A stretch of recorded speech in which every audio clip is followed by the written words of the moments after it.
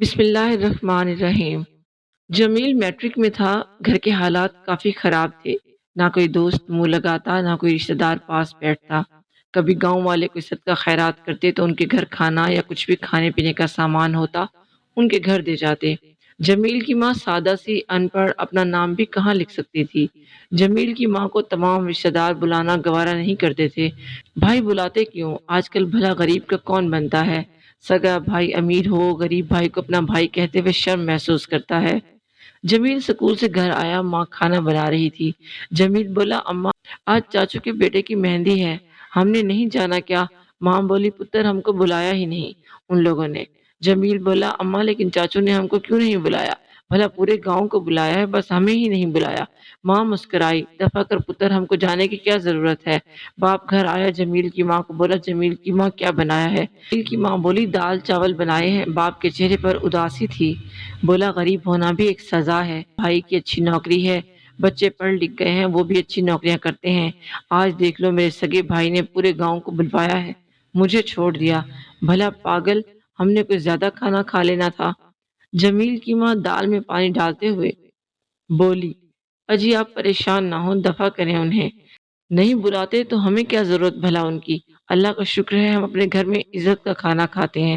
کوئی بات نہیں، آج غریب ہے تو دن بدل جائیں گے، لیکن سوچو ہم کتنے بے حس ہو چکے ہیں، اپنوں کو صرف اس لیے چھوڑ دیتے ہیں کہ وہ ہماری حیثیت کے نہیں ہوتے، وہ ہمارے اسٹیٹس کے نہیں ہوتے۔ کتنے کم عقل ہیں نا ہم، سوچتے بھی نہیں۔ جس اللہ نے دولت اور عزت دی ہے، کیا وہ واپس نہیں لے سکتا؟ کیا وہ زوال کو عروج اور عروج کو زوال نہیں دیتا؟ کیا ہم لوگ نہیں دیکھتے قبروں میں سوئے کئی بادشاہ کبھی بادشاہ وقت رہے تھے؟ جمیل سکول پہنچا۔ سردیوں کے دن تھے، دھند چھائی ہوئی تھی، پاؤں میں کھلی جوتی پہنی تھی، سردی لگ رہی تھی۔ ماسٹر نے کہا، کل سے بند بوٹ پہن کر آنا سکول، سمجھے؟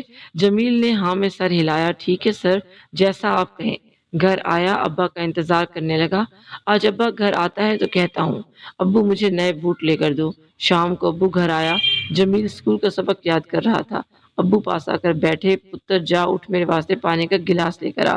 جمیل کہنے لگا، ابا مجھے بات کرنی ہے۔ ابا بولا، پہلے پانی تو لاؤ۔ ابو نے اپنا بوٹ اتارے، جلدی سے ابو کے بوٹ پہنے تو پانی کے نل کی طرف چل دیا۔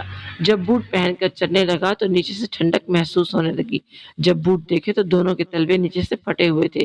ابو جو بوٹ پہنتے تھے وہ بالکل خراب ہو چکے تھے۔ جمیل اداس ہو گیا، سب لوگ نئے کپڑے پہنتے ہیں، نئے شوز پہنتے ہیں، میرے ابو اتنی محنت کرتے ہیں، پھر ٹوٹا ہوا جوتا پہنتے ہیں۔ ابو کو پانی دیا، پاؤں کی طرف دیکھا، ابو کے پاؤں نیچے سے کچھ زخمی تھے۔ جمیل کتاب لے کر بیٹھ گیا۔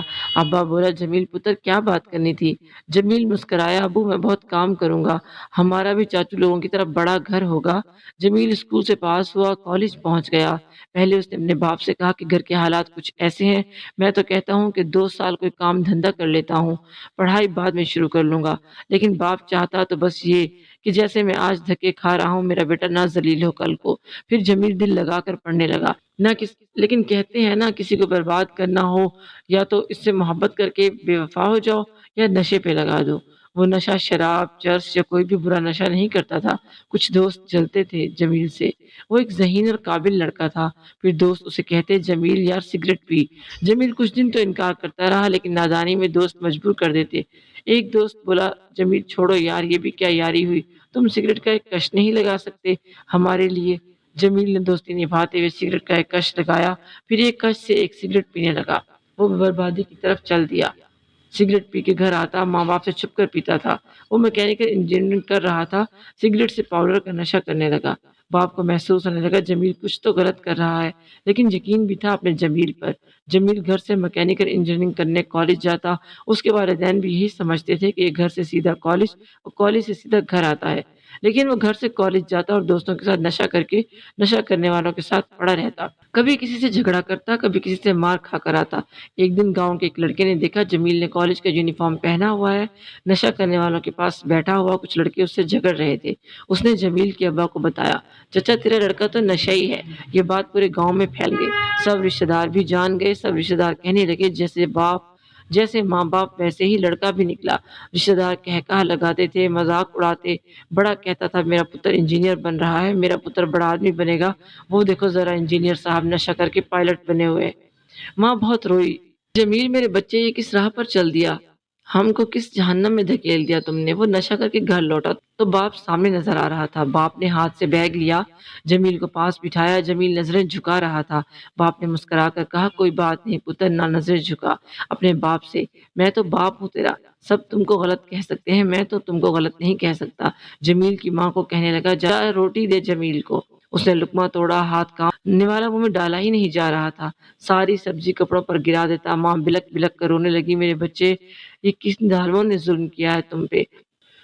ماں دیوار کے ساتھ لگ کر بیٹھ گئی، آنکھوں میں آنسو تھے۔ وہ باتیں یاد کرنے لگی جب جمیل یوسف کہتا تھا امی تو پریشان نہ ہوا کر، دیکھنا میں انجینئر بن کر اچھی نوکری کروں گا تو جتنے رشتہ دار ہم کو اپنا نہیں کہتے وہ ہمارے گھر دوڑ دوڑ کر آیا کریں گے، سینے سے لگایا کریں گے۔ جمیل میرے بچے تو ہمارا سہارا ہے اور تم ہی بے سہارا ہو گئے۔ باپ ساری رات پاس بیٹھا رہا۔ صبح جمیل اٹھا، جمیل کالج جانے لگا۔ باپ نے جمیل کو پاس بٹھایا، جمیل سمجھ گیا تھا کہ ابا کو سب پتہ چل گیا ہے۔ باپ نے ہاتھ پکڑا، اپنے پاس بٹھایا، ماتھے پہ بوسہ دیا۔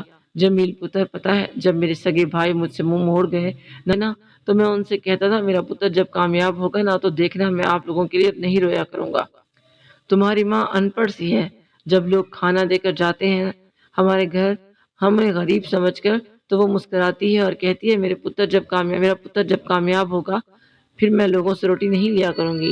اپنی سہیلیوں کو بتا رہی تھی کہ میرا پتر انجینئر بن رہا ہے، پتہ ہے مجھے کہہ رہی تھی ہم حج کرنے جائیں گے۔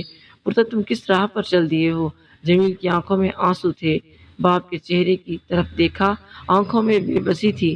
پھر باپ نے ٹوٹا ہوا جوتا پہنا، پتر جب تک میں زندہ ہوں تمہارے لیے سب کچھ کروں گا، جو مانگو گے لا کر دوں گا۔ اتنا کہہ کر باپ اپنی پنکچر کی دکان پر چلا گیا۔ پتر تم کو اس حالت میں جب تیری ماں دیکھتی ہے تو بہت روتی ہے۔ جمیل تڑپ اٹھا تھا، نشے کی لت لگ جائے تو چھوڑنا ناممکن ہوتا ہے، لیکن بات نیت کی ہوتی ہے۔ خود کو بدلنا ہو تو کون سا مشکل کام ہے، بھلا ارادے مضبوط ہوں، اللہ کی قسم تم دل سے کچھ کرنے کا ارادہ کر کے تو دیکھو، کامیابی تمہاری نہ ہو جائے تو کہنا۔ جمیل اٹھا، ماں کے قدموں کا بوسہ لیا، اماں معاف کر دے۔ جمیل رونے لگا، اس قدر بچوں کی طرح رویا کہ اس کی ہچکی بند گئی۔ ماں کا جوتا لے کر اپنے سر میں مارنے لگا، کہنے لگا ماں مارو مجھے، میں بھٹک گیا تھا، اب تیرا پتر کوئی غلط کام نہیں کرے گا، میں سب برائی چھوڑ کر تمہارا سر فخر سے بلند کر دوں گا۔ ماں کی آنکھیں نم ہو گئی تھی، پتر ہم کو کچھ نہیں چاہیے، بس تو اپنے پیروں پر کھڑا ہو جا، تیری ماں بس اتنا چاہتی ہے۔ جمیل کالج جانے لگا۔ نشے کی عادت بہت درد دیتی ہے، لیکن جن کو جیتنا ہو ان کو آگ پر چلنا پڑتا ہے، کانٹے برداشت کرنے پڑتے ہیں۔ اپنے دیگر دوستوں کے سامنے جمیل نے خود کو مضبوط کیے رکھا۔ جمیل کا چاچا محلے والوں کو کہنے لگا نشائی سنا ہے بڑے بڑے خواب دیکھ رہا ہے، وہ کبھی کامیاب نہیں ہو سکتا، لکھوا لو ہم سے۔